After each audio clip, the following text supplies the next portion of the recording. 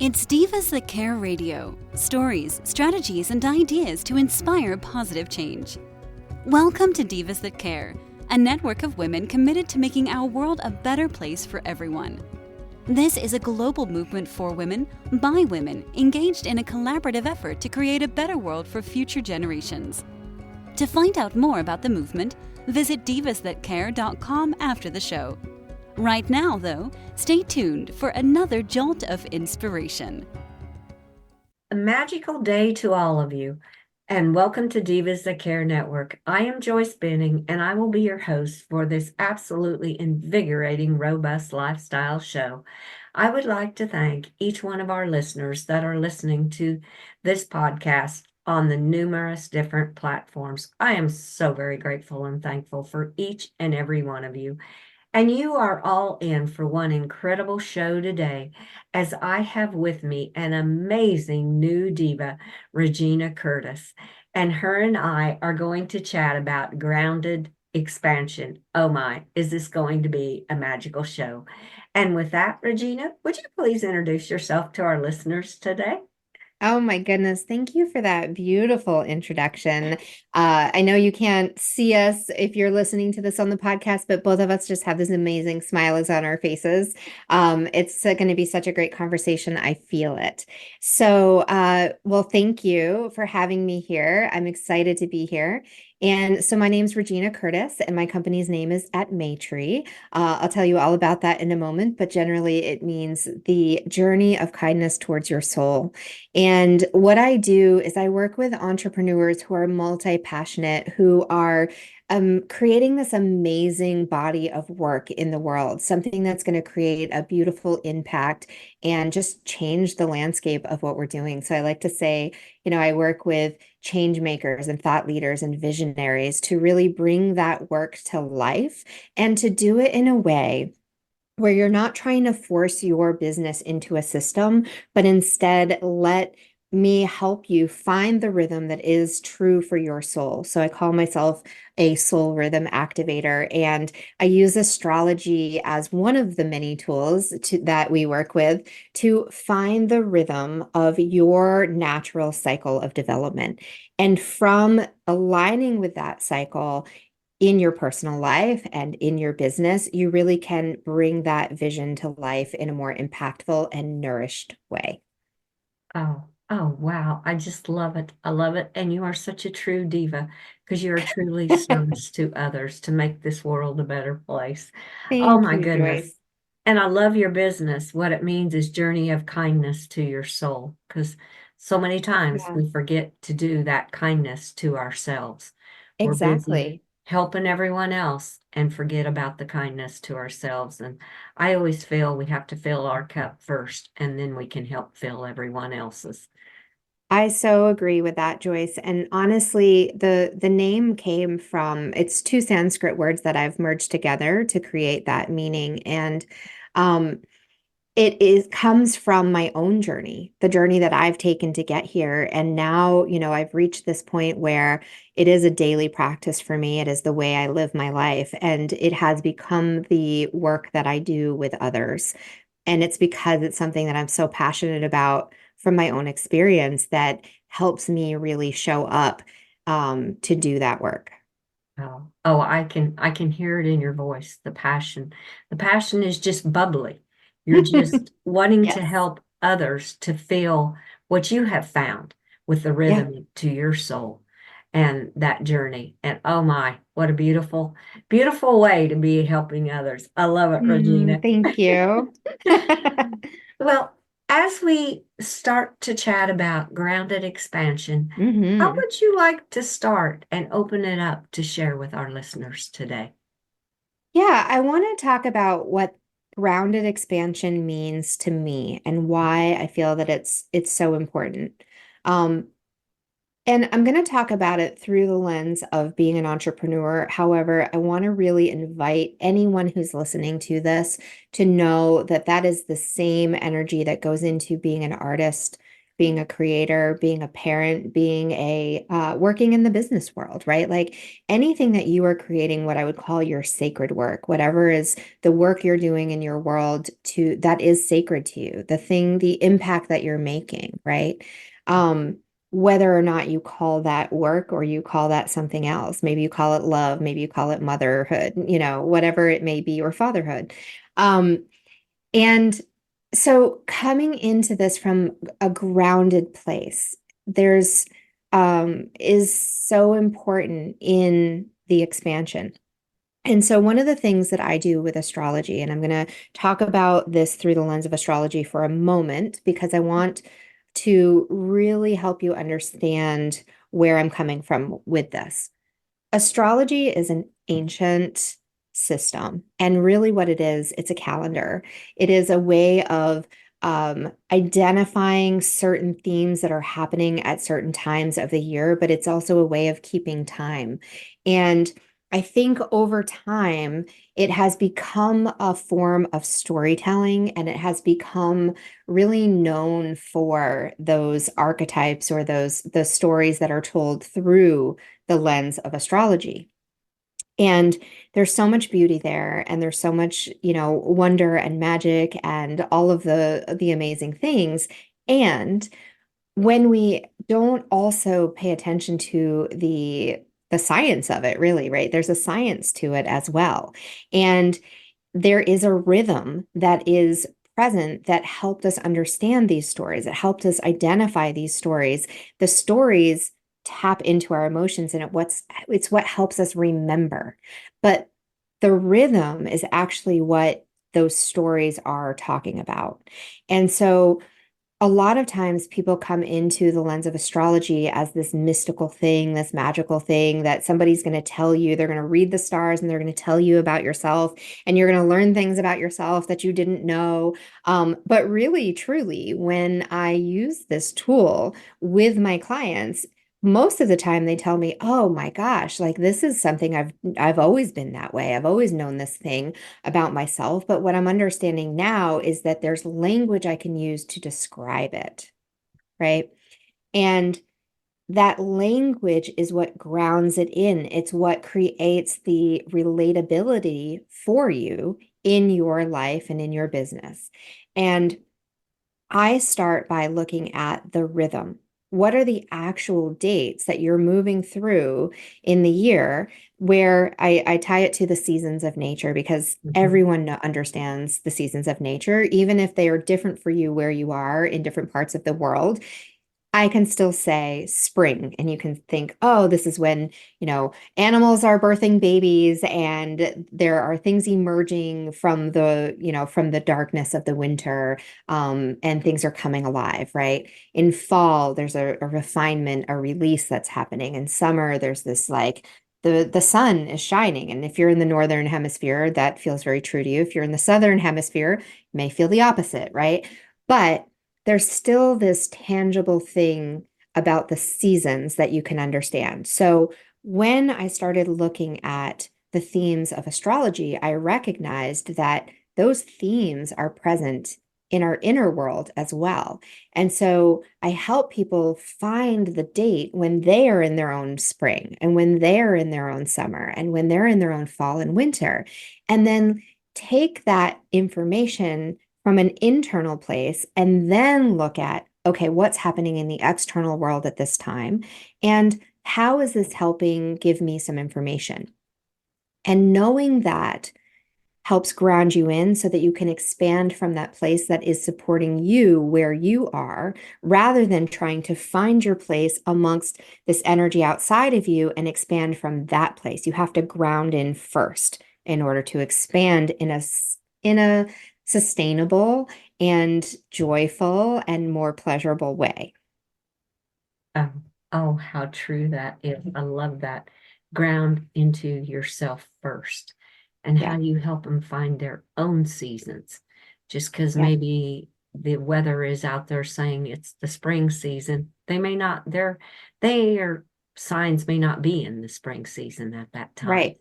Exactly. Helping them, and like you said, to find language to describe it, or the rhythm comes to my mind to describe Yep. the rhythm that's happening in your life and how the flow is going. So, that is just a beautiful explanation of how you start to get people to find the grounded expansion in their own lives. Thank you. Yeah, and I did this work first for myself. I started to study astrology in 2004. I I did a lot of time in the corporate world. I started out in education. I've worked in higher education.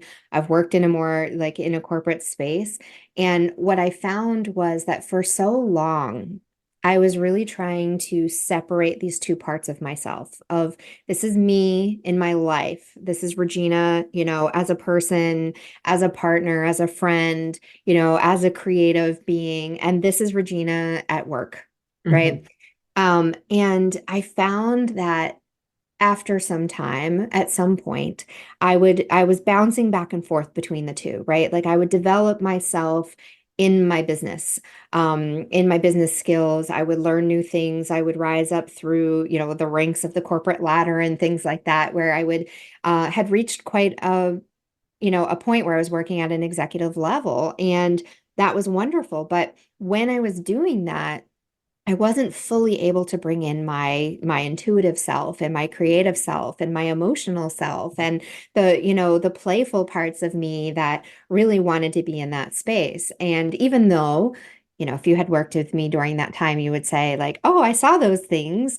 They weren't fully present, and I never felt like I was able to have them all present at the same time, right? And so then I would go through these periods, but I would lean way hard into like my creative aspect or my intuition or whatever those aspects of me that felt like this needs to be developed or this is asking me to lean into it. And what would happen is I would pull away energetically in the business world. And that might mean that I was switching careers during that time, or maybe I was just unhappy in the role that I was in. But until I really found a way to merge all of those things together into the same space, I never felt like I was fully myself. I never felt like there was room enough for me to be all of the things that I am. And so often I think it's like a bad fitting pair of jeans. We think, oh, I don't fit in these jeans anymore.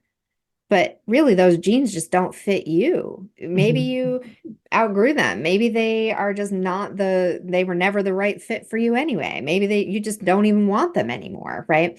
And we try on careers and we try on different identities and roles like that throughout our time as we're evolving as humans.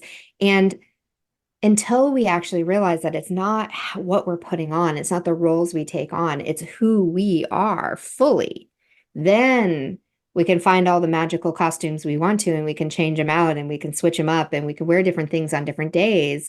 But we are whole in who we are all the time. Oh, what a great explanation, because I see it so much in this world. It's like they're two different people. Like you said, you were in your business career and you Yep. were Regina there. But yet it wasn't, I kind of feel in my own life, that's not where my heart's at. Hmm. And you're doing what you need to do, but it's not who you truly are. Right. And I see it in so many people. It's like they're two different people. And this makes total sense because a lot of people never get into that rhythm to really find who they are and bring it into their working world. Or maybe that working world isn't the career that they really should be in. It's Right. what their ego mind thinks they need to be in. And when they go Yeah. to their heart and look, it's totally different. And I think when you were just talking about that, I'm such a visual person. So I was seeing like all the different calendars that I create. So help people create something called their personal seasons calendar. And Mhm. what we do is first we find the dates. And so in my workshop, Charting Your Course, you actually go in and you find those dates and you create like a grid for yourself of when they are. But then I actually create a visual piece for people, and it's called your personal seasons calendar, and it gives you the visual of like here using color, right? Like here's your spring is green, and here's your summer is blue, and here's your fall is orange, and your winter's gray, right? And then it takes it and it aligns it with the external season so you can see the contrast. And as people are moving through their world, there may be times when those seasons are actually more supportive of each other and times when they're more challenging.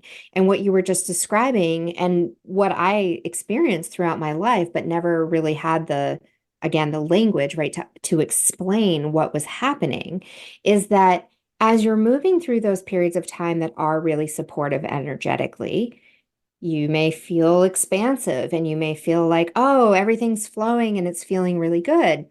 And then there are times where maybe those they're a little bit more like the dynamic there's a little more challenging, right? There's a third thing that happens where things are amplified. So if it's the same season happening internally and the same season happening externally, it amplifies that. And as we know with pretty much anything in the world, right, there's a spectrum of experiences that can happen. And so if you are experiencing that energy in a challenging way, it amplifies the challenge. If you are experiencing it in a really easeful and joyful and flowing way, it amplifies that. And it feels like it's just this easy breezy, lemon squeezy kind of time in your life. But sometimes, and then there's every experience in between that, right? But what I find a lot of times when I work with people is they'll say, oh, wait a minute, like as I'm looking at these dates and I see that this is a time that's really challenging, I can pinpoint that exactly that point in my life every single year is a really hard time and I never knew why. And Right. and then, like here's this time that I actually feel really energized and oh wow, here's this language, here's this understanding of why. And what that does, it's like this permission slip to just be you, to be more you, to be fully you all the time, because you weren't wrong for feeling that way, even if it was different than everyone that you knew around you or what the world was telling you should be doing at that time or you should be feeling at that time, right?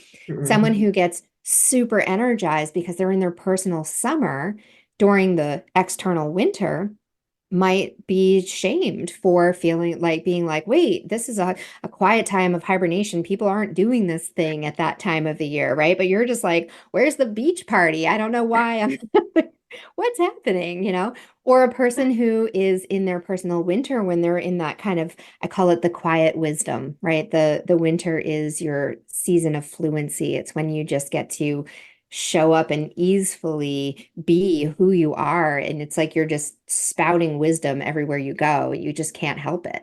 But it is a lower energy season because you actually don't need to expend as much energy.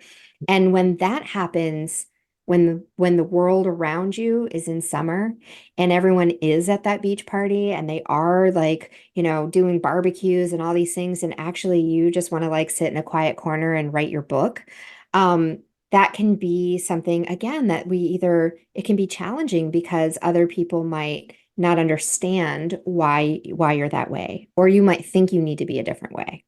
Mhm. Oh, how true that is. Because I mean, I love how you described winter as the quiet wisdom. Because yeah, that is just kind of how it feels when Yeah. you yourself and even the nature outside is in that time of year. It's just kind of a quiet wisdom where there's still so much beauty to take in during that time that Yeah. you're bringing in the wisdom, I almost feel like too, as much as giving it out during that time. Oh, But yeah. I mean, you're basically a conduit of wisdom mhm, at that time, right? mhm, You are, it's like your sage era, like you are the wise sage where you can just, you see the world around you through this lens of beauty. You can see the beauty in everything. And, um, when people are in their 11th house, it's actually one of my favorite times to start working with people. And what that means, it's the pinnacle of the winter, right? Each season has kind of like there are three houses that happen in each season. And the first one is always just kind of that like the pureness of the energy of that season. So as you come into the winter, it is the celebration. It is like you've harvested the fruits of your labor. It is really about, it's really the world of your work. You are tapping into like, what is this work that I'm doing? What is this amazing body of that I'm creating of wisdom, right? The 11th house, I think of it like the mountaintop. You've climbed to the top of the mountain, you've come to the pinnacle of this season of fluency, and you can see how you got there. You can see where you're going, you know exactly where you are, and there's this wisdom in that. You're actually really aligned with your inner knowing at that time. And there's still the 12th house left before you can actually start putting things into action. And so even though you have this amazing wisdom, it's still, you need to come down from the mountain. You might see the path you're going on, right? But you still have to get there.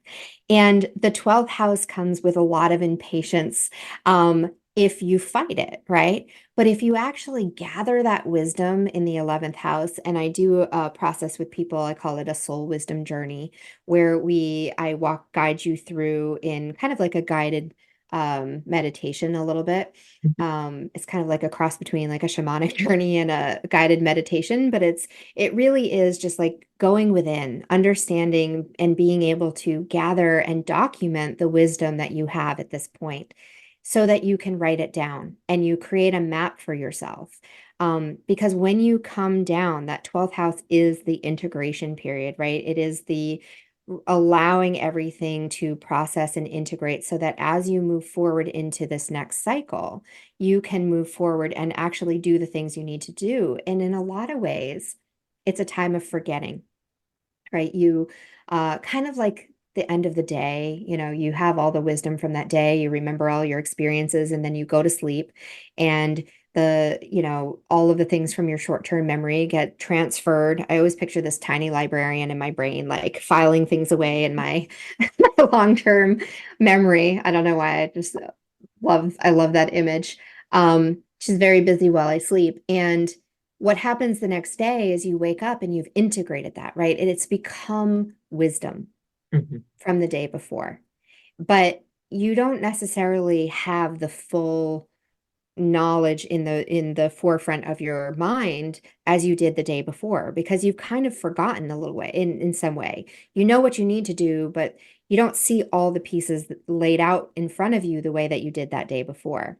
And so when you can capture that wisdom and create a map for yourself as you chart your way through the next cycle, then when you wake up, right, in your spring and things start to kind of emerge and wake back up, you have that map, you know where you're going and you know what you need. Oh, definitely. Because I love that. Because like you said, you file things away and some of it kind of gets forgotten, but it's filed there. But with this map, it kind of gives you a map to show you the journey you're on and to maybe kind of jog your memory for some things that you had filed away and forgotten about. So, that's fantastic. And I love how you said on the 11th house, you're at the mountaintop and then you have to kind of come down. It just reminds me of a saying my dad always told me, life is full of mountains and valleys. And I'm like, yeah, it's so true.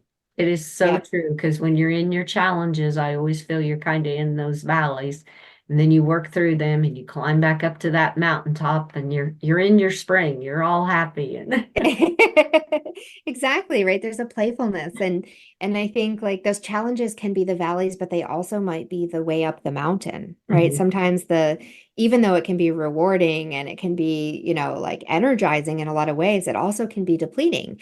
And, there's a point where you're kind of like, all right, how much further do I need to climb? Because the closer you get to the top of the mountain, you actually can't see it anymore, right? Like until you're there. And then all of a sudden you pop up out of the trees and you look around, and you're like, whoa, we're here. We made it. And then that's when it's like, okay, that was worth it. Like my body feels energized by this, but for a moment there, you probably felt a little tired. Yeah, exactly. And I always say, and you can learn from your challenges because Very much. they're a stepping stone in life, I feel, to bring you up that mountain and to Exactly. help you on your Yeah. journey. I mean, think about the view from the valley, Mhm. right? It's a beautiful view. Yes, it is. It's the inspiration. It's the, maybe because you got to the other side of it and you're looking up and you're like, I climbed that mountain Mhm. and I'm so proud of it, right? It also can be your inspiration. Huh, I wonder what's up there. I think I want to take that journey, right? So the valleys, even though they're kind of sometimes can be the like, whoa, I'm like down here deep into this and I can't see the big picture from here, but you can see the inspiration, you can see the next step, and that is not to be devalued, right? That is a very valuable part of the process. And so I think it's really about enjoying the whole journey, right? How do you find joy all along and knowing that not all of it's going to be every minute, it's not going to be joyful. No, It doesn't mean that there can't be joy present at the same time as a challenge or as any other feeling, frustration or, exhaustion or any of those things. yeah. And it's finding that joy in that challenge or in that frustration to, I always feel, to kind of step back just a moment and just kind of relook at things.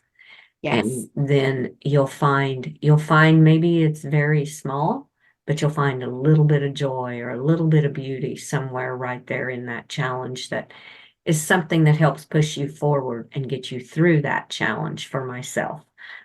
exactly. Yeah. I like to think of the word joy as a part of enjoy, right? To Mhm. be enjoy. And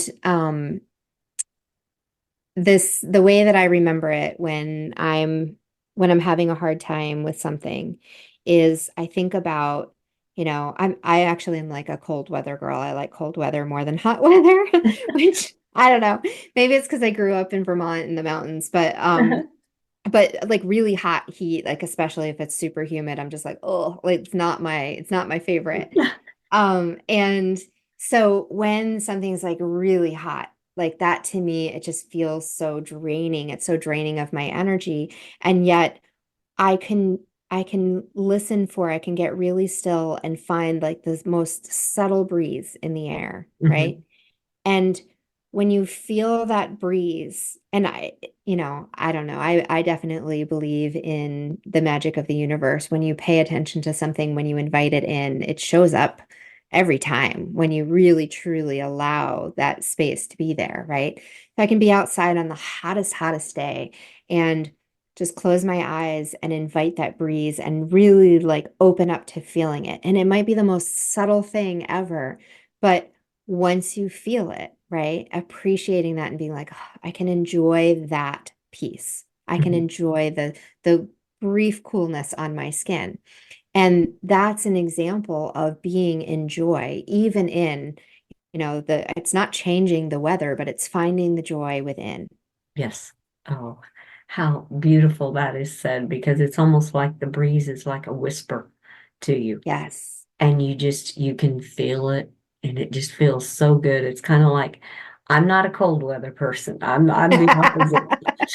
That's okay. That's okay. We can all be different.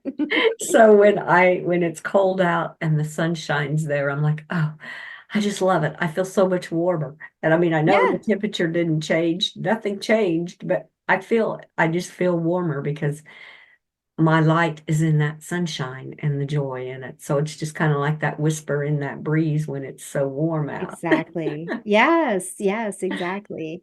It's a shifting of perspective is Mhm. really what I think it is. And it's finding like, okay, where is the thing in this space that I can find the most joy? Right, right. And then I always feel too, there's always lessons to be learned a lot of times through those challenges. And Absolutely. Yes, right. Sometimes they're tangible lessons like bring a cold drink or bring a uh-huh, sweater, right? uh-huh, Other times they're more about it's something internal, right? Like knowing that you have the ability, you have everything you need, right, with you, no matter what is happening in the external world. And the more you understand your internal world, the easier it is to navigate any situation happening in the external world, right? Bringing it back to that grounded expansion, right? The more you are grounded in who you are, the more you understand that internal landscape, the greater you can expand beyond it. That is so well said. I love that because that is so true when that you have everything just right here inside of you. And you can handle the worldly things when you realize that is how I feel. And you're so much more grounded. So, oh, that was beautifully said. I loved it. Thank you, Joyce. Well, Regina, I knew this show would go so quickly. I know it went so fast. I'm like, oh my goodness. I feel you have so much more to share with our listeners. That a couple things before we close, I would like to ask, would you please be a guest again on the Robust Lifestyle Show? I absolutely would love that. Yes. Oh, Thank you. awesome, because I would love to have you back. It's just too much fun. There's just a connection. I can just feel it. I agree. Oh. And also, would you please share with the listeners the best ways to connect with you? Sure. Yes, I would love that. So, all of my information is contained on my website, and it's www.atmaitri.com, and Atmaitri is ATMAITRI. I'm not sure, Joyce, if that will be in the show notes or not, but that is the website where you can find me. Same thing on socials. I'm on Instagram and Facebook at Maitri as well, or on LinkedIn on Regina Curtis. And my name is Regina. I say that because it is a different spelling. And yeah, I think the best way to understand, like to start working with me and understand this whole idea of the personal seasons, is to come to my workshop, Charting Your Course. That happens on the 28th of every month, and I rotate through the time that it happens so that different people in different time zones can come. But it always happens on the 28th of each month.